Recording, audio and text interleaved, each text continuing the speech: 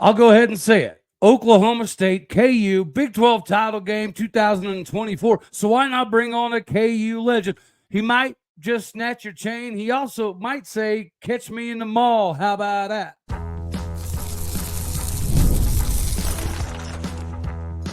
You are Locked On Oklahoma State, your daily podcast on the Oklahoma State Cowboys, part of the Locked On Podcast Network, your team every day. Howdy, y'all, and hello, all. Welcome back to Locked On Oklahoma State, your daily stop for all things Cowboy and Cowgirl related. My name is Cody Stovall. I want to thank you kindly for stopping by to make this your first listen. We're available on all of your podcasting platforms, visually as well on YouTube. Find me personally on X at AllDayOState. Today, we're partially brought to you by FanDuel. Make every moment matter more because with FanDuel, new customers get $150 back in bonus bets with any $5 winning bet. Get in on the action today. Going to FanDuel.com/lockedon. We get a treat today. You guys very well are aware that our PWO program needs to take its seat as the top of the Big 12. In order for that to happen, you got to get dudes that are good enough to get scholarships at almost anywhere. We were able to do that in the offseason by snatching Yamil, Milli, Talib out of Berkner High and the Richardson, Texas area. We've already covered how big of a deal this is. So let's bring on somebody who knows a little something about the game of football, six-time Pro Bowler, top 5 in career interceptions in Big 12 history, number 2 in Big 12 history for single season and career INTs, the KU Gold Standard and Orange Bowl MVP, Aqib Talib. Buddy, how are we feeling today, sir? Cody, what's going on, man? I'm feeling good, man. I'm happy to be on, baby.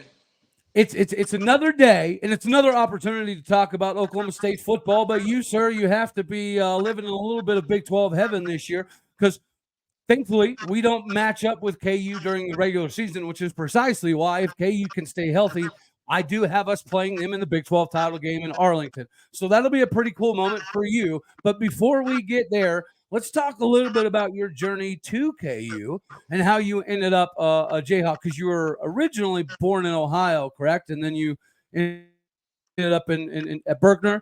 And then how'd you kind of end up at KU, brother? How come you didn't rock the orange and black like the YU yellow? Hey, they ain't come get me, man. Gundy ain't come get me, man. Hey, but now okay, fair play. I started playing football when I moved to Dallas, man. I moved to Dallas in 99, 8th grade. First time I put on shoulder pads and helmet. So really? It was a long time coming, man. Me and my brother was waiting to play some organized football. Of course, I played outside and stuff like that. But we was waiting to play some organized Texas football. My mother moved to Texas, and it was a wrap from there, man. So started in 8th grade, 9th grade, 10th grade, about 11th grade, Coach Mangino started recruiting me.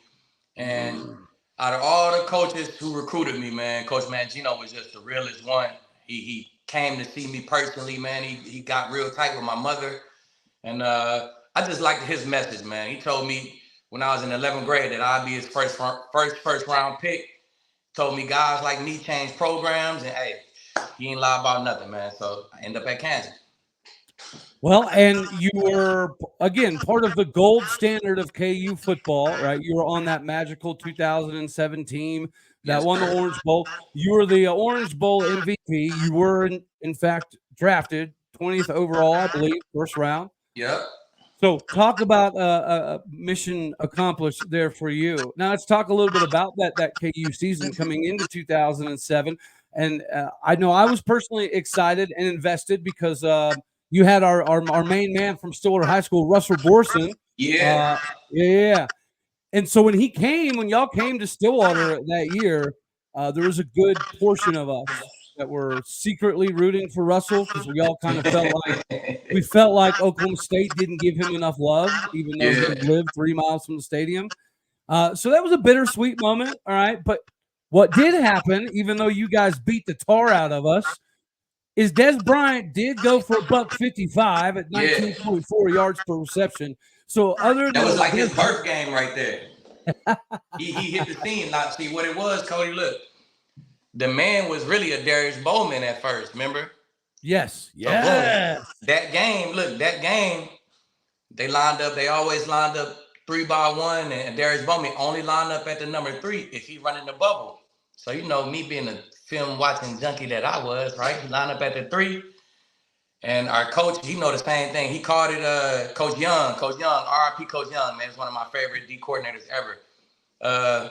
We had like a hard trap. If he get at number 3, it was like an auto check. Boom, we run the play. I shot in. I hit his legs, knocked Bowman out the game, right? Okay. And lo and behold, who come in to replace Bowman? Damn, Dez Bryant. And he came in going crazy. Not on me, though. Not on me. But on the other side, our other corner. He was touching everybody over there, man. So that was the birth of Dez Bryant, in my opinion, right there. That game. Well, and speaking of the other side, right, you got to play at KU with Chris Harris Jr., and then you guys got to reignite the KU magic whenever y'all teamed up in Denver, and you were part of that no-fly zone defense that got you a Super Bowl W, got you a Super Bowl ring, dude. That's got to be one of the greatest feelings of all time. How was the Super Bowl in comparison to what you guys did at KU? I know that there's not really a comparison to the Super Bowl, but what y'all did at KU has not been done since. Yeah, they similar, man. You would be surprised, man. It's that feeling of accomplishment starting the summer and end as the best team. We won the best team, but shit, we won the Orange Bowl. We felt like we was the best team. We was one of them. So them feelings are super similar, man. You set a goal and be able to achieve that goal at the end of the year, bro. That's the ultimate satisfaction of football, man. And not a lot of people get to feel that. In the NFL, only one team get to feel it. In college, I'll say, if you win the Orange Bowl, well, now they got a playoff system, so we ain't had that back then. So we had major bowl games. If you won one of the major bowl games back then, it almost felt like some type of championship. You know what I'm saying? So it was two super similar feelings, but man, nothing trumped that Super Bowl, man. You are the best team in the world. You're a part of the best defense in the world, and can't nobody argue it, man. So that's a dream come true for sure. So what was it like? By the way, the game that Dez Bryant kind of had his coming out party and had his 155 yards and 19.4 yards per reception. You did pick off my main man, Zach Robinson. Yeah. How dare you? He was throwing it to Dez too. So what were some of the matchups that you enjoyed the most in the NFL? Obviously, when it comes to the historical connotations, everybody's going to remember your beef that you had with Michael Crabtree, back-to-back Biletnikoff Award winner at Texas Tech. And, man, it's the meeting him at the mall story, all that, dude, that was so much fun to watch. That definitely was one of my favorite matchups, man. Crab is a great wide receiver, man, super competitive guy. And it was always good battles. When we played against each other. But a couple of the other ones, Calvin Johnson, that was one of my favorite matchups, man. I matched up with him a few times. Dez was always a tough matchup, man. A nice competitive matchup for me. I matched up with him a few times, man. Some of the not ones you wouldn't think. T.Y. Hilton, man. I give T.Y. Hilton a lot of respect. He was always a tough cover for me, and he had a hell of a quarterback, Andrew Luck, throwing him the ball, and that was always a tough, exciting matchup for me. Steve Smith, we had a couple battles, being in that NFC South. On my draft card, Gruden said, man, I need somebody to stop Steve Smith, man. So we went back and forth for a lot of games, continued when I went to the Patriots. But that's some of them, man. That's a few of them. Mari Cooper was over there with Crabtree. So that was another battle that we used to go at it a lot. So I played against just about everybody in the league. Was it your first game as a Patriot on Monday Night Football against the Colts, and you picked off Luck? Yeah. It wasn't Monday Night Football. It was like the late game on Sunday. It was the PM game that's everybody watching on Sunday. So, but I did my first game as a Patriot, man. Picked off Luck, went to the crib. Hey, got on that stage, baby. I always felt like, man, I was a first round pick.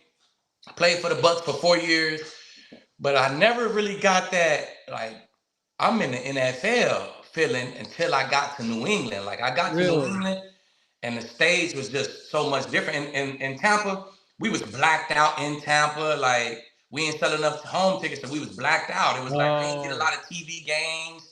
and I still can go home, and some people don't even know I'm in the league. And like once I got to New England, it was like, oh, everywhere I go to Dunkin' Donuts. They were like, we're buying your sandwiches.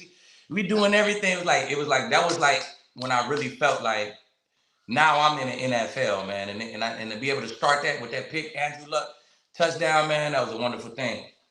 So before we switch gears here, grab a commercial and get to some of the Yamil conversation. So you just mentioned some of your matchups with Dez.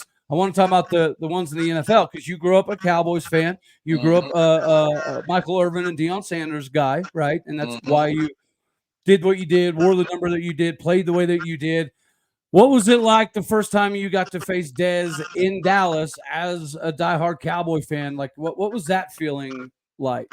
Man, it was dope, man. I think the first time that I played him, I really rushed myself back. I was coming back from a hamstring. I probably was like a 6-week hamstring. I tried to come back in like 4 just so I could play the Cowboys. And I probably played like a quarter and a half before I pulled up again. Okay. And so that was my first time playing the Cowboys and Dez. But then my next time I was healthy. It was year 4. And we played them in Dallas. So I had like 20 people, 25 family members in the stands, man. And that I count that as my real first game against the Cowboys. Romo threw me a pick. I had to pick that game. Followed Dez around, man. Had a pretty successful day against Dez that day. You know what I'm saying? So it was good, man. It was a dream come true playing against the Cowboys. You know, always growing up a Cowboys fan and things like that. So that was very eloquently put that Tony Romo was kind enough to throw you an interception. Yeah, he threw me one. Appreciate you, Tony. All right, brother, man. All right, so we're going to switch gears, talk a little bit about the YU Yellow Jackets. Even though they're the right colors, this stuff is meant to be. Yeah, for real. It's just meant to be, buddy. But we do, real quick, I got to remind the fine people out here that you can't be the MVP of anything if your vehicular transportation doesn't get you there.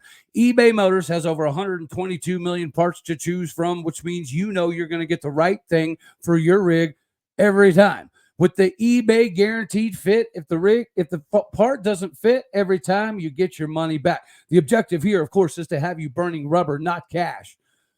Make your ride or die alive 24/7 with eBay Motors. It's easy to turn your rig into the MVP today. Go to ebaymotors.com and make sure that you get squared away. Eligible items only. Exclusions apply. eBay guaranteed fit only available for U.S. customers. Again, that is ebaymotors.com. Turn your rig into the MVP today. All right, brother. So let's get back to the YU Yellow Jackets. All right, give me a rundown here because we got Yamil, and I've made no secret how I feel about Yamil, and we've got this recruiting potential pipeline with Boogie and Tater Talk. Come on, help me out here, brother, man. Yeah, man. How's it going, and how'd you get into that? Well, that was our youth program. It's no longer going now, but I mean, it went all the way to about COVID. We started I think 2012 or something like that, man. So we had a strong 8+ years or something like that. But it was just something that, man, me and my brother always wanted to have going, man. We got to Texas. My brother met our guy, Shante Nettles. He had it going. Awesome. He only had one team, though, which was Mills and them age, man. He was talking about it. We was talking about it. We wanted to make it a full org. So we was able to crank it up to about 150 kids and get that thing really rolling, man. Mill was able to grow up in that program, middle linebacker. And we played in the most competitive youth sports league in Texas, so Texas Sport. And man, when the kids play in that league, man, it preps you for super competition, man. You play against the best of the best around Texas, especially Dallas, Houston area. So you just get prepped to play high level football, man. And it just seemed like all the kids who came out of our program end up going to college and getting scholarships. And it's like really, really that first team, this is their year now, man. So we seeing about maybe like 12 to 15 kids off of that team. They going to play football now. Mill going to Oklahoma State. We got William Nettles. He going to SMU. It's a lot of them, man. It's a lot of them.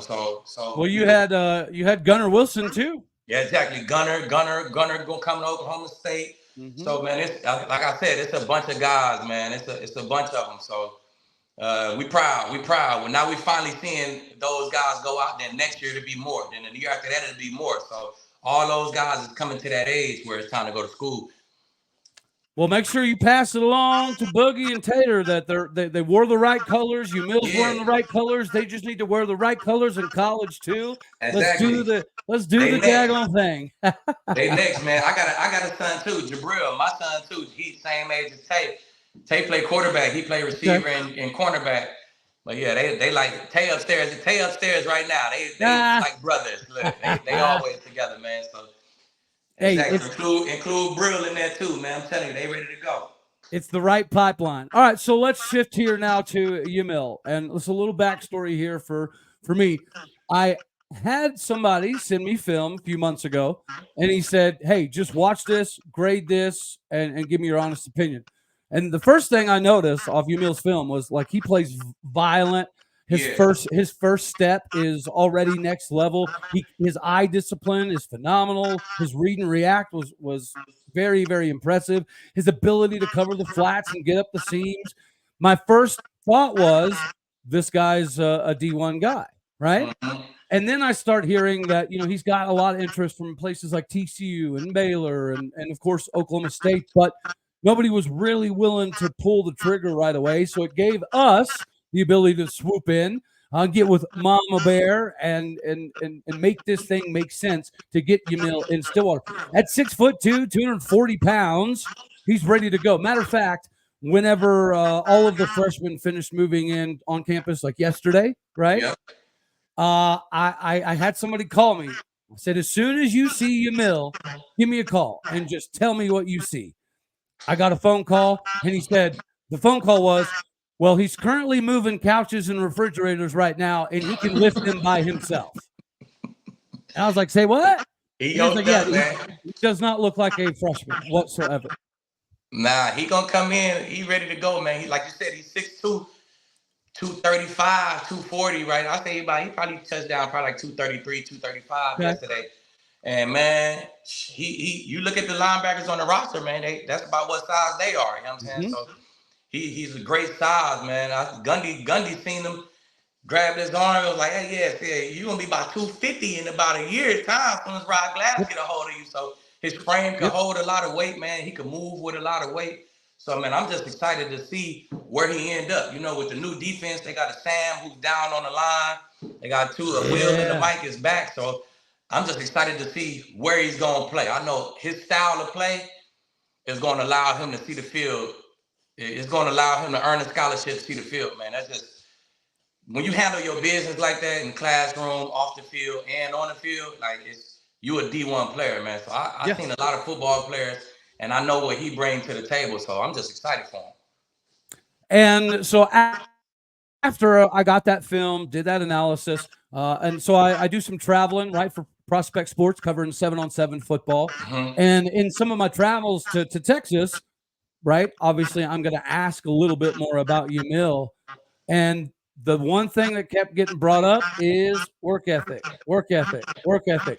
He's the dude that lifts extra, runs extra, stays extra, does everything just extra. That's who he was in high school, and that's how he's been thus far. And like you just mentioned, you get somebody like that with Rob Glass, and there's no cap. There's no cap on what can be accomplished when you have somebody that's willing to work that hard. Seriously. And get with the Rob Glass system.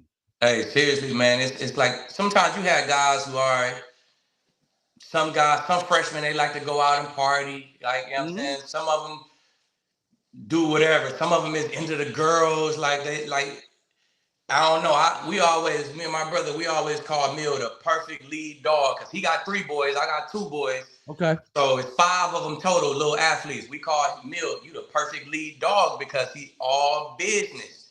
He don't want to go out and party. He don't want to smoke. He might have one girlfriend, and you know what I'm saying? He not all girl crazy. I'm going to stay on the phone till 2 a.m. and he just all business, man. So I'm just excited to see him go off on his own, get in the real program, and just get right in front of Coach Gundy and Rod Glass so they can really see what they brought in. And, man, I promise you, man, they brought in a real leader, a real hard worker. This ain't just saying it because his last name's Right. Talib, man. He's a true hard body football player. Yeah, dude. Well, I mean, one of our first conversations was just in regards to how he's going to fit into this incoming defense, right? And you're a 6-time Pro Bowler, you were a Super Bowl champion, Orange Bowl champion, MVP, all of that. You've seen it at every level, and you've been at the top of every level, realistically speaking. So you do know that what Yamil provides is pretty rare, right? Exactly, man. Like I said, it's size, it's speed, and then it's just football IQ. You know what I'm saying? Football IQ is damn near uncoachable. That's that athletic instinct. You know what I'm saying?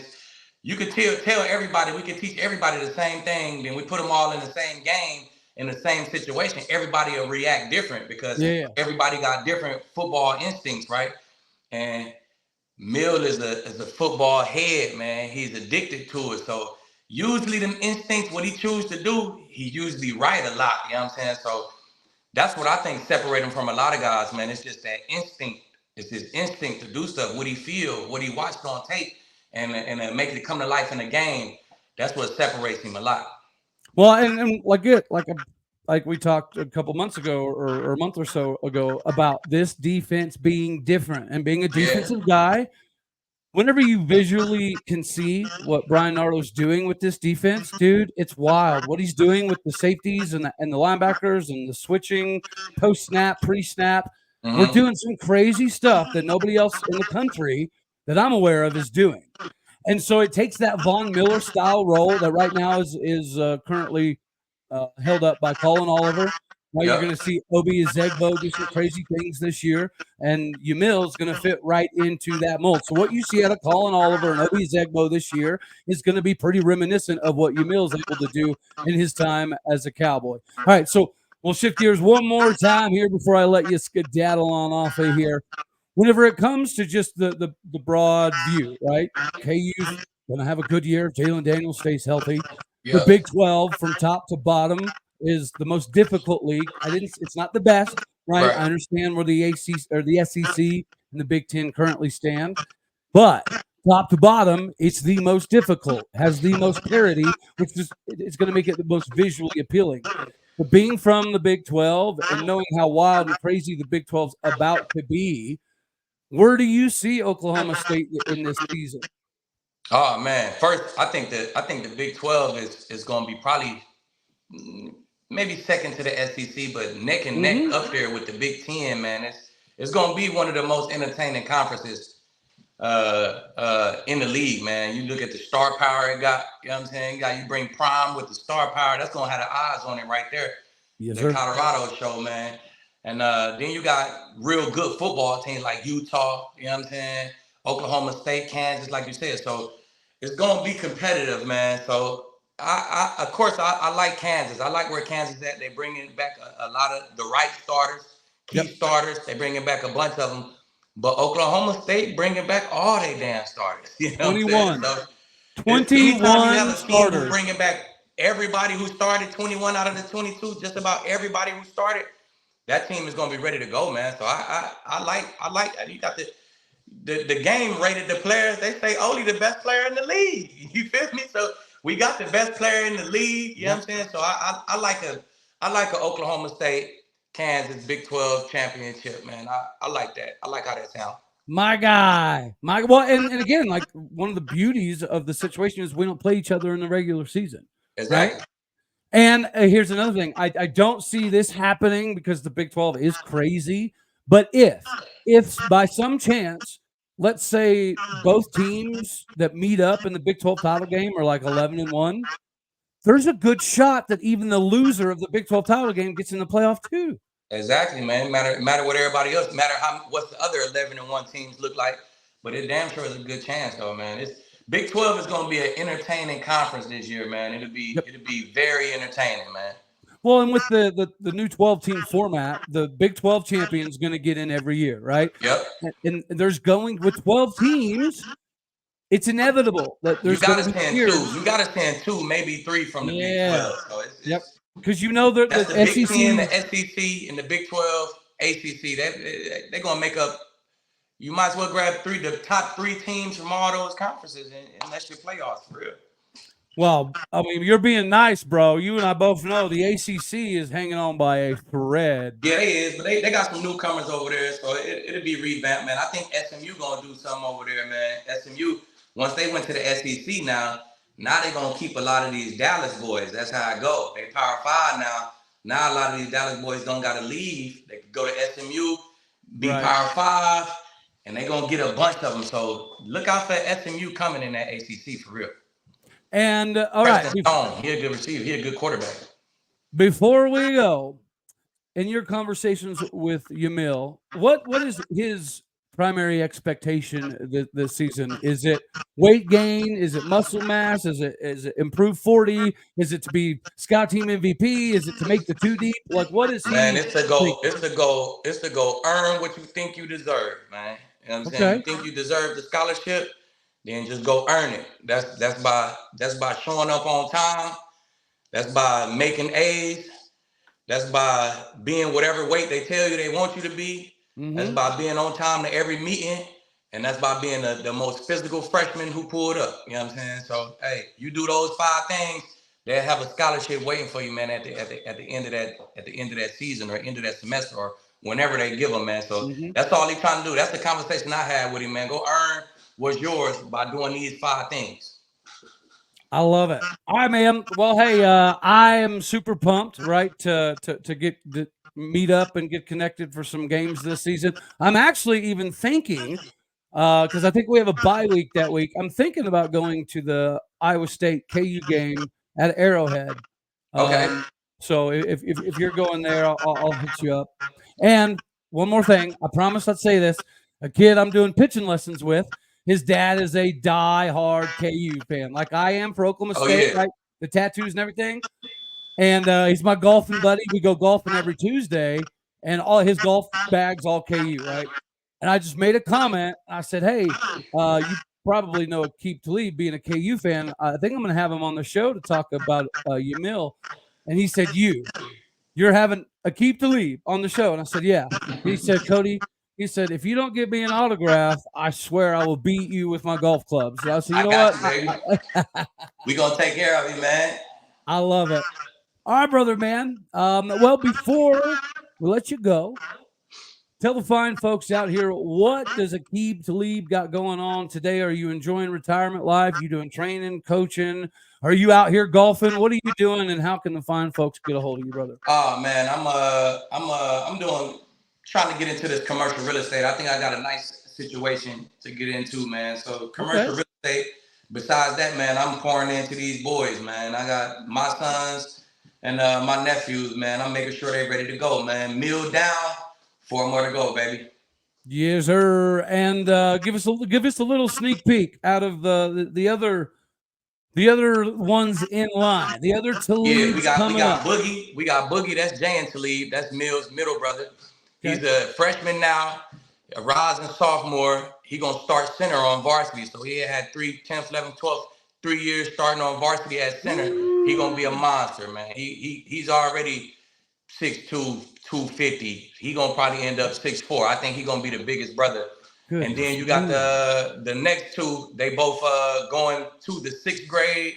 One play quarterback, and he could slang that thing, man. He is the football. You ask him what is intentional grounding? What is the questions that some adults might not know about football? Hey, Vale Talib, Lil Tater, he know all the rules, he know all the quarterbacks, he know all the rosters. He even made a prediction that the Chiefs was going to draft Xavier Worthy with their first round pick, and bam, hit that on the head. So man, he's a football junkie. And then my son Jabril Talib, he's just a dog athlete, man. You just see him, he got these quick feet. He play corner like he's already a professional. Man, them guys is up and coming. They ready to go. Then I got a 6-year-old Lil Bari too. Lil Bari, that's my baby boy. He ready to go too. He played his soccer too. So he in that soccer world, but he's just a natural football player, man. So the youngest is up, man. We actually, as soon as I get off this call, we going to the field to get our work in for the day, man. That's all we do is work, baby. I love it, dude. And I know that everyone that bleeds some orange just got an injection of excitement, dude. Thank you so much for giving me the time. I greatly appreciate it. Yeah, like I said, whenever I woke up and you sent me a message, and I was like, oh my gosh, I was like, this is really a key to lead. And all it was, like I said, Gunnar Wilson's dad put me on to Yamil a few months ago. And then when I was down in Houston doing some of the recruiting 7-on-7 stuff, I did some digging and found some stuff. And you'll see it, man. Just let it come to fruition. Hey, the boy can play some ball, man. I promise you that. Hey, I'm very, very, very pumped. I know he is as well. Yeah, he showed up ready to go, right? He had a couple months of the Rob Glass workouts. I know that Rob sent them the workouts a little bit ago. So, yeah, dude, it's going to be fun. It's going to be one hell of a season.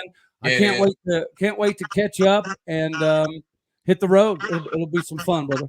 I'll be up there, man. So every time I come up there, I'll hit you up, man. We can link up. Easy peasy. All right, brother, man. I appreciate it, Cody. Yes, sir, everybody. Aqib Talib, the KU legend, and now the nephew of a Cowboy. Thank you very much for your time, brother, man. I greatly appreciate it. All righty, y'all. Well, see, that's pretty simplistic. We like to have fun. We like to connect the dots, and we know we're going to enjoy seeing Yamil Talib do his thing. But as we prepare for baseball today, it's frustrating what happened last night, right? If you watch the game. We've done almost 400 shows, I think, right, on this channel. And out of 400 shows, we've mentioned the referees or umpires one other time. Here's time 2. And it wasn't necessarily that he was a horrendous umpire. He was a horrendous umpire. But for the first 4 or 5 innings, he was horrendous for both sides. But then he got kind of personal, and you could see it. The umpire took it upon himself to have a beef with our pitcher, Carson Bench. And then that beef carried over to the batters, and then it carried over to Gabe Davis. The umpire, for whatever reason, took something personal, and that was the outcome. And the reason that is a travesty, right? I watch probably 1,000 baseball games a year. I coach pitching lessons for several kids at the local high school, several high schools. I travel all over the country. Matter of fact, we're leaving for Wichita. We've got a couple Wichita tournaments, Edmond, Vegas, Mesa, Arizona. And you see umpires do this occasionally. I mean, heck, I coach 1.5 years. You can physically see when an umpire is taking things personal instead of just doing his job. I'm not saying that's why we lost. We didn't lose because of the umpire. We didn't make the adjustments, right? Even though he was calling some horrendous pitches, balls and strikes. The good pitches, we weren't swinging at, right? So that's on us. But at the same time, as a pitching coach, I'm very well aware that you can sometimes use a kid who isn't very accurate to your advantage, right? Both psychologically and just kind of the inter-chess game of the game within the game. But watching us miss or not even swing on some of the good pitches we did get, that was frustrating. We didn't make the adjustments. I will say it does make today's game much more exciting because Florida, they were doing a lot of running their mouth, a lot of crap talking. It got very feisty, right? That was one of those games that back in the day, there probably would have been some sort of physical altercation. Back in the heyday of baseball, yesterday would have equaled something. The problem is we got on the other side of the emotions. Colin Brueggemann was emotional at the plate. Carson Bench got emotional at the plate. You got emotional on the mound. Josh Holliday, had to call an offensive timeout, which you can count on one hand how many times he does that in an entire season, just because he could see our players being very visibly, physically frustrated with the umpire. So the body language was off. We looked lethargic. We looked kind of dead about halfway through.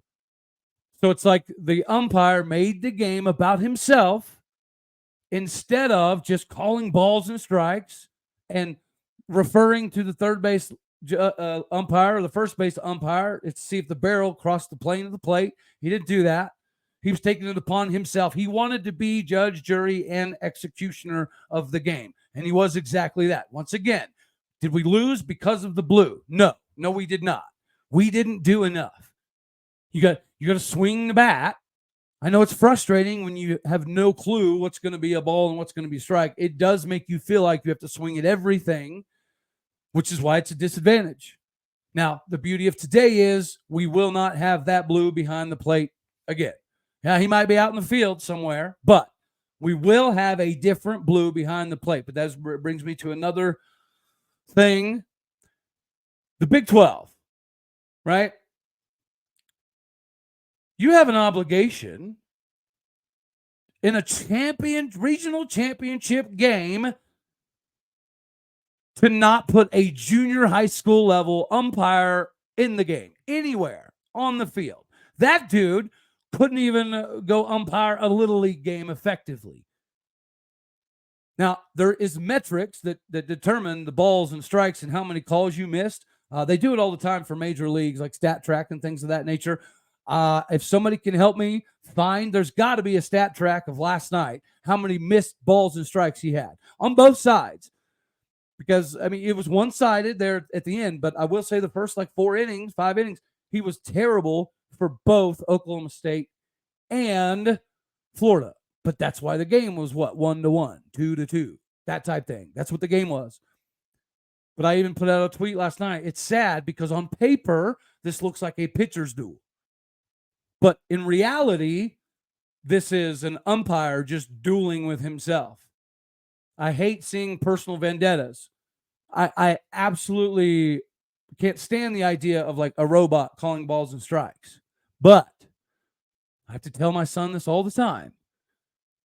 Make sure before the game you go shake the Blues hand, have a casual conversation with him, try to get on his good side, because umpires are just regular dudes too. Now, most of them played a significant number of years playing the game of baseball, but they have emotions. They get invested. They get feelings.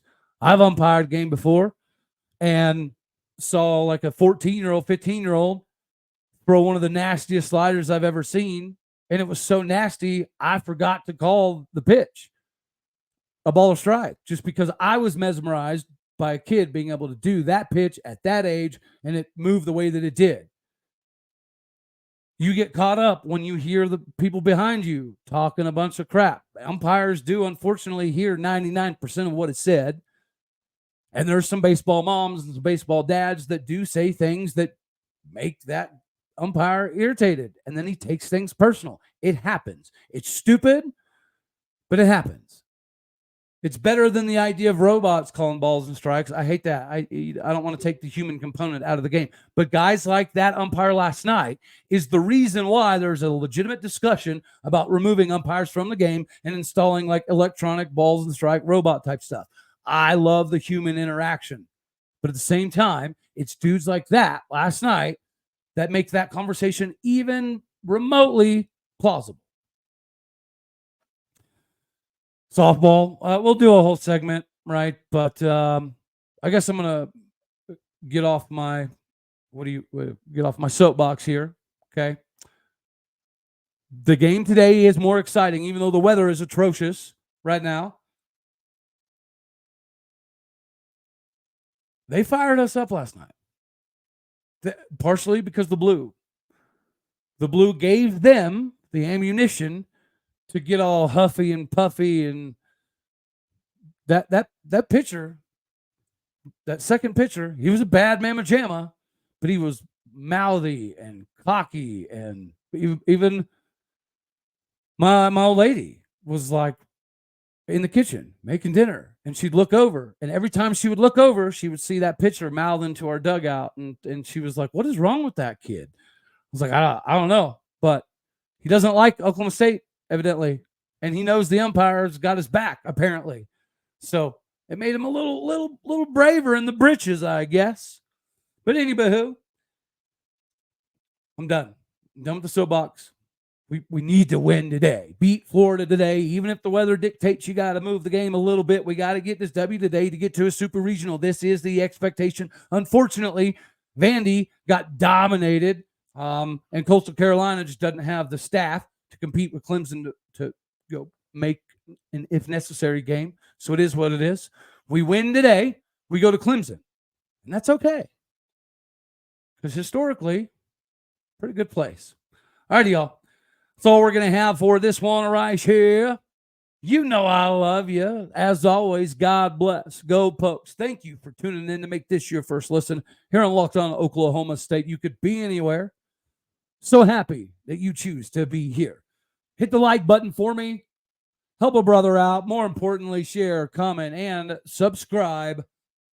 I'm podcasting, folks. The bread, the butter, the bricks, the foundation. Do what you do. Hit the stars. Leave a review. All righty.